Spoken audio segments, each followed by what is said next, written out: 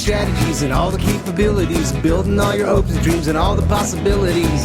It ain't rocket surgery, but maybe it is. Oh, come on down, we're gonna sit around, we're gonna get into your business. Get into your business, that's right, get into your business. Oh, we'll get into your business. Welcome to the Small Business Miracles Podcast. I'm Jeff Randolph. This small business podcast is brought to you by EAG Advertising and Marketing. We're going to talk about marketing, and we're also here to celebrate entrepreneurs. We have marketing news and advice that business owners can use to keep moving forward. This week, we're talking with media personality and personal branding expert, Michael Mackie. But first, we've got another small business marketing tip to talk about. We'll get into your business. For today's marketing tip, we're talking about standards. That's what their menu is going to be. Simple, elegant, easy to read, and maintain consistent standards. And specifically, we're talking about your brand standards. You may have a marketing department that already serves as your brand police, and they monitor everything to make sure your logo and image are being used correctly. That's a good thing. Great job. Thanks for having that department out there looking out for your brand image. Now, for everyone else, Service and standards are far more important. it's time to pay attention to your standards. Now, first, why? Most estimates range between 4,000 and 10,000 ad messages that each of us are exposed to on a daily basis. That's a lot. 4,000 to 10,000 individual brand messages that you're seeing out there, confusing you. Now, as a brand, if the message you put out there, that's the images, the logo, your brand colors, all of that, if it isn't consistent, our human brains as customers have to work that much harder to put your message into the right brand bucket. In short, you spend more money and aren't as effective if your messaging and your visual elements aren't consistent. So that's why. Now, what are brand standards? They're really just a document that locks down the way you describe your company and your services, your logo and image and icons, the colors you use, the way you take and present pictures and videos, everything important about the written and visual elements of the brand. That gives everyone who has a reason to use your brand a roadmap for the right way to do it so that you stay consistent. Not difficult to put together, but really important. And maintain consistent standards. Your brand. We'll get into your business.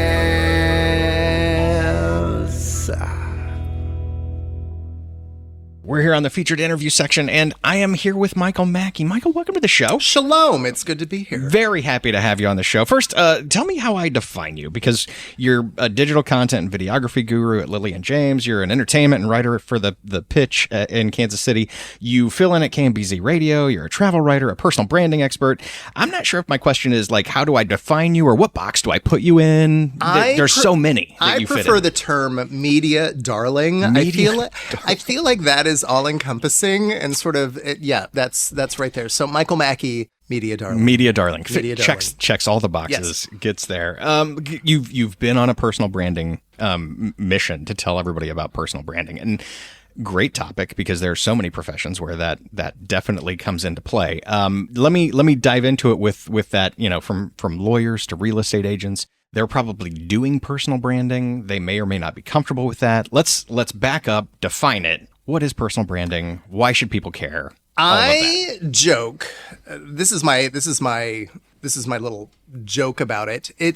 Personal branding is like that old philosophical adage where if a tree falls in the woods and no one hears it, does it make a sound? Well, personal branding is like if you do all these really great, amazing, phenomenal, outstanding things and no one knows about them, did they actually happen? Does anyone care? So basically my job is to find really mindful, really strategic ways to shamelessly, blatantly promote someone without anyone knowing they're being shamelessly, blatantly promoted. So that is what I do day in and day out. And it's, if you would have asked me 2 years ago if I would have gotten to be really good at personal branding, I would have been like, you're nuts. Right. But then a funny thing happened. I realized that everybody has a story and I am really good in writing in different people's voices. Like this morning I worked on, this is just a for instance, this morning I worked on an architect, an author, and a cybersecurity expert. So that's a really... That's broad. That's a really rando mixed right. bag. And it's also very schizophrenic in that I have to write for so many different voices. But I will guarantee you there is no one out there who cannot benefit from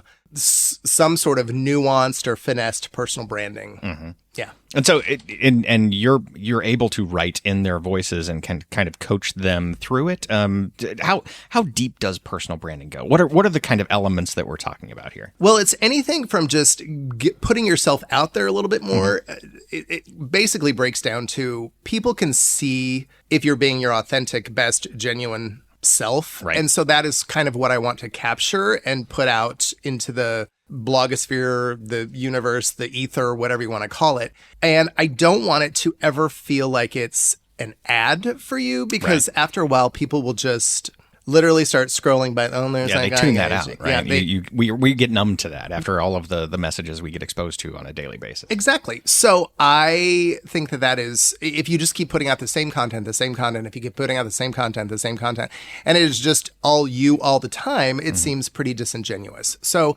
I like to have, I call it infotainment. It is a very good blend of sort of who the person is, what they do, what they bring to the table, but more importantly, some sort of insight into, like, you glean some info or you glean some things about what they're really good at. The fact that they're thought leaders in their space. Tell me about, because I think when we've had to work with business owners of different kinds, and there are those professions where it's your name on the marquee, right? There is some element of personal brand that goes along with that, and some professionals, if you're a lawyer, if you're in real estate, if you're a financial planner, if you're an architect, if you're any of these professions where I'm the one out there, there's some reluctance, right? Where you go, oh gosh, I don't know is it me? Do I need to be this? Would people care about me? And they hesitate to go forward and kind of put themselves out there.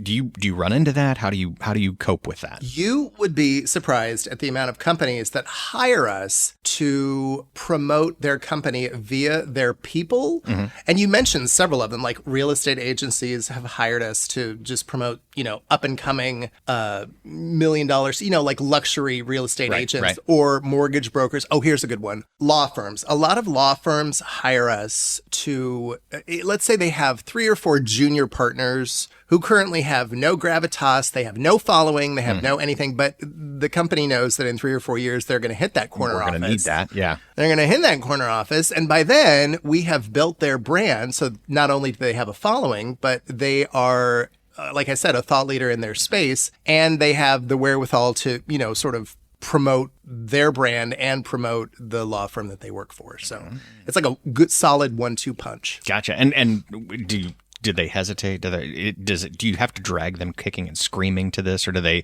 look at the kind of tactics that you're putting together and go, all right, yeah, I get it. I can see where we're going.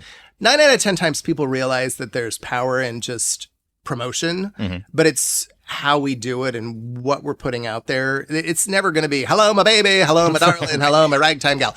We're never going to do that. It is always very low key and strategic. And again, we don't throw stuff against a wall to see what sticks. There's a tried and true proven formula to making sure that someone's following is growing as well as what they're putting out into the universe. It's all about really good content that is consistent and makes you want to find out more. Like here's a perfect example. I had 0 following on LinkedIn when I started this journey.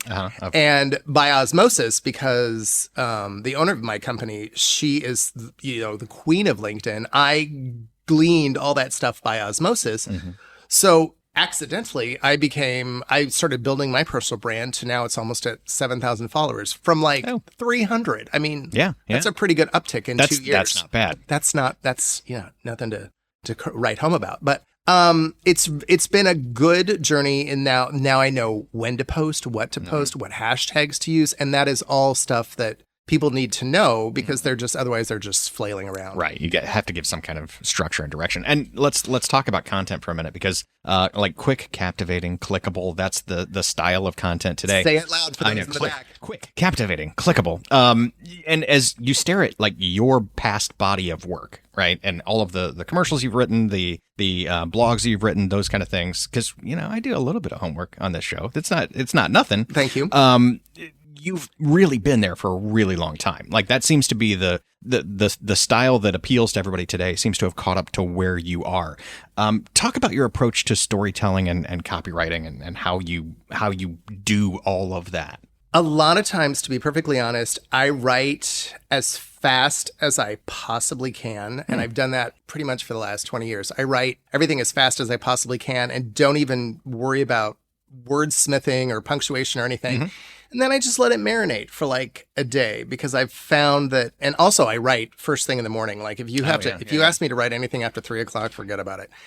But I want to tell a genuinely good, imminently relatable story to the people, to the masses. Right. And I think that over the last couple of years, writing in so many different voices, that doesn't just happen overnight. It takes me a good couple months to really get in the groove of who they are and what they do. But it's become sort of my ipso facto claim to fame, if you will. So, and it's become a really good niche, and we're one of the only agencies in town that does it. I kind of feel like being able to write in someone else's voice there's a little bit of acting involved in that, right? You're playing a role. You're playing them to a certain extent. Yeah, it's theater. Do you have that background, or do you think that's where it came from, or do you think it's just like, let me figure out who is this person and let me try to crawl inside their brain? That's hilarious that you asked that because I got my degree in broadcasting with a minor in theater and in French. So I always joke that I'm destined to work on a TV sitcom in Quebec. Yes, there's one place that skill set goes. That is the perfect trifecta. But I have always had the wherewithal. As a media trainer, and that's what I did for countless years. My entire job was just making people feel comfortable in front of the camera. I can talk to anybody about anything for any length of time and make them feel right at home. And so if you put a camera up in front of somebody and they are freaking out, I will talk them off the ledge 100 out of 100 times. Outstanding, man. That's that bang up job. Let me switch to a little bit of like business advice and pick your brain about the best business advice you've ever received. Is there some kind of learning out there, some kind of lesson that you've taken with you throughout your many and varied career? I took a improv class 150,000 million years ago because I thought that would teach me a few things that I should be a little quicker on my feet. And they ingrained in my essence to never say no to anything. It's a yes and. It is a yes and. Never say no because no gets you nowhere. So I don't care if anybody goes out of their way to invite me to something, I will go because they were gracious enough to invite. I would go to the opening of an envelope if you invited me. So interesting. So that translates into because the yes and kind of strategy for improv is, if you're in a conversation, you say yes, whatever it is they throw at you, you say yes, and let me add this onto it. But you translate that into the real world where you're like an invitation. I have to go people now. There's something to be said for kissing babies and shaking hands. I guess so. And hobbing and knobbing and doing all the things. Like put me in a room and I will just work that room till I'm blue in the face. To put yourself out there. And when you're working in like the personal branding space and talking to those clients, are you able to get that kind of message across to them too? To say, no, put yourself out there. Go physically, go there, talk to people. I think I think most potential personal branding clients are they think it's going to be flair and razzle dazzle and sequins and sparkles, and it's not that at all. I mean, it can be if that's what they want, but it's taken down a notch, and it's like I said, it is them, but just elevated for the masses, and making sure that what we're putting out for them resonates with a lot of people, and it also shows them in the best possible light. Again, their best, authentic, genuine self. Authentic, genuine Not self. to beat people over the head with that, but that's the gist of the whole thing. Yeah. Well, and that's the secret. If it comes off as anything but, it goes downhill really fast. Really fast. Yeah. All right. Well, Michael Mackie, let's go into the lightning round. Okay, let me take a drink of water first. Please do. Okay. This is we've talked about improv, and that training will serve you well here. Okay. All right. I'm sitting down. I'm ready. I'm focused. You interview people, and let me get a little bit of background because you have interviewed like all of the stars ever twice or several times. That's my tagline. You name the celebrity, I've probably interviewed them twice. And that goes way back into a TV career and making sure that you're talking to Like literal stars, like literal stars. 10 Academy Award winners, but who's counting? Man, that's one or two more than me. I'll admit to that.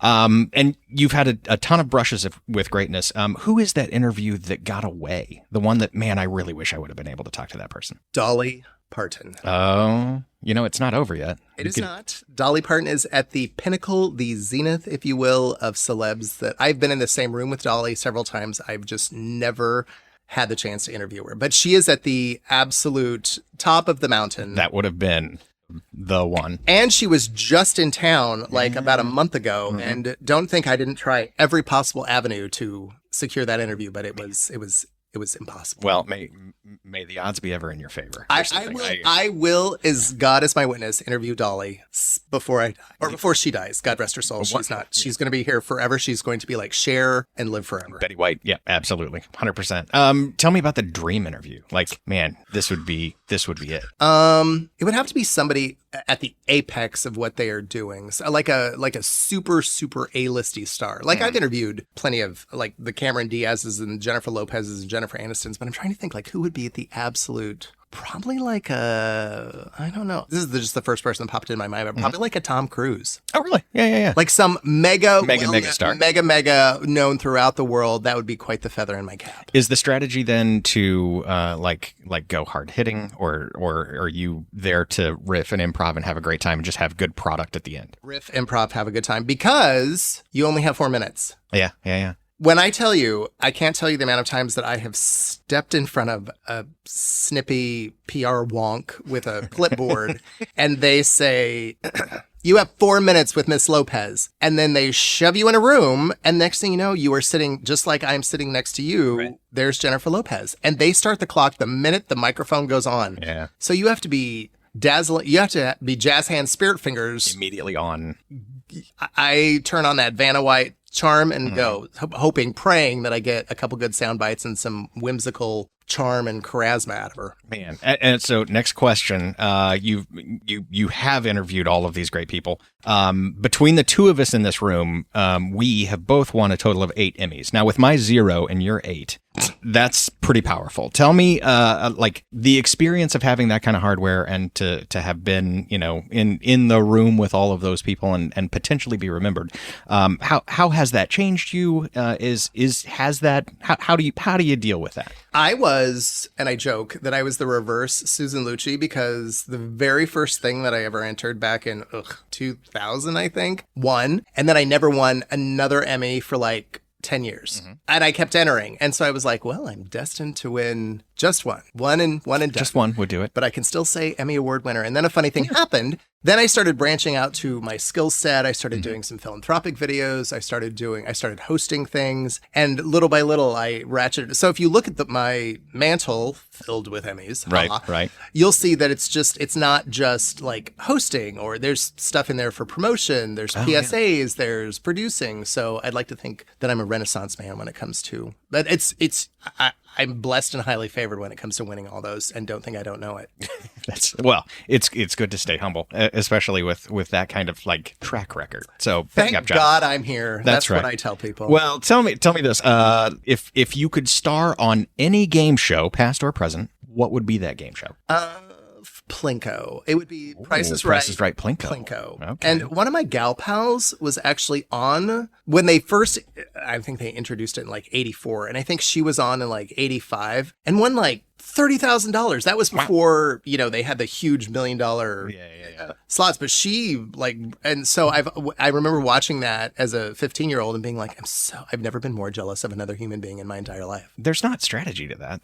That's unless I'm wrong. Unless there's where the cards, well, not cards. It's where the Plinko chips falls. Where the chip falls. I worked with a casino at one point, and craps is one of those games where there's, it's chance. There's a dice. It hits a table, and the table looks a lot like the foam padding in our soundproofingness, right? Does. So that it bounces off of that at a random angle. And they're talking about like cheaters and here's how you throw the dice if you want to control where that die goes and what number it comes up on. And so there was cheating at games that I thought there's literally no way you could cheat at this. Maybe there is a Plinko opportunity here where you put a little spin on the puck? Oh, I don't know. That's a good question. Now I'm going to have to go back and I bet you if you Google Plinko strategy. Oh, there's got to be a Plinko strategy. But wait, board out there. I never knew that there was a strategy to throwing dice. Oh, it's a fascinating world when you get into the here's how we catch cheaters. But same thing. Here you could look at the casino gaming industry pubs and go, oh, here's where you place the slots that pay off, and so that you've got more eye traffic, and it's a fascinating world. The deeper you go into anything, the more fascinating it gets. God, I love slots. I love slots so much. I go into any casino with $20 and I leave my wallet in the car. And when that $20 is gone, Your fun is over. My fun is over. No matter how, even if security is escorting you out with all of your winning, or if you have zero. What is the most you've ever won? Oh, in a casino? $350. And that's again a craps table, but like at the time, I was just but a young lad working in the gaming industry in the marketing world, and you start looking down at the table, and I immediately calculate how many hours I have to work to get what's at risk on the table right now. Like my brain just does that, and immediately my heart starts to pound out of my chest, and I go, and we're done. Pull all that down, please. I'm out of here. I can't keep doing that. So there's a low risk tolerance thing for me there. I think I hit a jackpot, a baby jackpot once. It was like $400. And I cashed out. Oh, I would be done. Yeah. Ran out of the casino before it. Yeah, there's the saying that if you're playing with house money, and there's a reason it's called house money. It will soon become house money again. So yeah, spectacular. Let's talk about AI for a second. AI has been in most of the marketing tools we deal with for a long time now, but we're now at a point where when you talk to somebody about AI, they're somewhere between tremendously paranoid because the singularity is coming and they will be our robot overlords, or it's a game changer for knowledge and it's going to take us everywhere. Do you have a perspective on AI? I think it's a helpful tool, but I am not worried about it in the slightest. I really think it's there just to help sort of push things along. Like if you're a writer with writer's block, it'll help that slump or whatever. But 100%. You cannot, I can spy AI don't tell me you can't either. I can spy AI a million miles away. Yes, no, and whether it's grading an exam where somebody has used AI, or if it's looking at a photo and you go, why does that person have 6 fingers? That's weird. Like, yes, you can spot it. But what if, and I'm just saying, what if that it's the idea of AI to go, hey, let's put 6 fingers on that photo. We won't show that we can do 5. Let's just put 6 fingers out there. We'll keep everybody at bay. I never thought about that. I guess it's something to look forward. Maybe everyone should have 6 figures in Photoshop. It's a conspiracy. The 6 fingers. Okay. All right. I'm going to start looking for those. That person has 6 fingers. Be on the lookout. Did you have a coach or a teacher in life who taught you something that's stuck with you to this day? My dad on the very first day of kindergarten, this is a good story. My dad on the very first day of kindergarten woke me up early, made me a bowl of cereal, and we sat in our literal pantry, and he had jerry-rigged a record player in the pantry. And every morning while I sat and ate my cereal as a burgeoning 5-year-old, he would play a record that was the word of the day. Oh. And every day I would sit there and it was like, it was the same thing over and over, but it was like, the word of the day is loquacious. Loquacious. Can you say loquacious? Loquacious, meaning talkative or chatty. And then they would use it in a sentence. And so every day I would sit there, for 5 minutes while I was eating my cereal, and I would learn a word of the day. And so at 5 years old, I was already like a Mensa member. Right. And, I would go in and, if my kindergarten teacher was being quiet, I was like, why are you so taciturn today? And she'd be like, what is happening, child prodigy? And I was, because I had learned the word of the day. So, my dad, my word, my vocabulary, my extensive litany of words that I use. So many words. I like that story. It gives me a great sense of pride as well, because I got a note from a daycare teacher at one point when my daughter was pre-K and said, she used the word antagonize today correctly. So whatever you're doing, keep it up. So yeah, no, I like that lesson. That's a good one. What was the story behind why she used antagonize? That's what I want to know. When you're in the infant room or whatever, when you're in the toddler room, and somebody takes your toys, and you have to, be the one who tells on someone else, so and so is antagonizing me today. Like it works for me. I'm pretty proud of that one. I would pat yourself on the back multiple times. There are a few of those. There are a few of those out. Props, pops. Let me give this question out. If we give you the power to change the world in some way, some way to change the world to make it a better place, what would you do? It's a lot of power to have. I think people need to experience other cultures. I think people need to experience other ways of life, other walks of life. I would make travel mandatory. Mandatory travel, yeah. And I can't think for the life of me, I had it in my head, but it just popped out. I can't remember the quote from Mark Twain about travel, but that always resonated with me. Like that's basically how and why I became a travel writer, is because I wanted to experience. There were so many places that I had not seen, visited, and that I wanted other people to experience along with me on that journey. Yeah. It's easy to hate an entire group of people until you meet them. Until you are immersed in all things wherever they're at and whatever they're doing. Yeah, I'll live in that world. I'll live in the mandatory travel world. That'll work for me. Mandatory travel. Michael Mackie, I'm taking you out of the lightning round. You've crushed it. As always, no sweat. Hey, tell people where they can find you if they want more information, personal branding, on following you. Where do they go? What do they do? Well, if you are interested in personal branding, you can check out the agency that I work for. It's called Lillian James Creative, and that is LillianJamesCreative.com. Or if you'd like to find me on the LinkedIn's, you can find me at Michael Mackie or michaelmackie.com, which has sort of become my namesake on the radio. Like literally that's the thing. Yeah. My name is one name like Cher or Madonna or Charo. It's michaelmackie.com. So that's a good way to put it. All right. Thanks for being with us today on the podcast. We'll get it to your business. And that is our show. Thanks to our guest, Michael Mackie, and thank you for listening to the Small Business Miracles podcast. Remember to subscribe, leave us a 5-star rating and review, drop us a line on the website at eagadv.com if you have any thoughts. Until then, we'll be out here helping entrepreneurs with another Small Business Miracle. All right. Talking about your strategies and all the capabilities, building all your hopes and dreams and all the possibilities. It ain't rocket surgery, but maybe it is. Oh, come on down, we're gonna sit around, we're gonna get into your business. Get into your business, that's right, get into your business. Oh, we'll get into your business.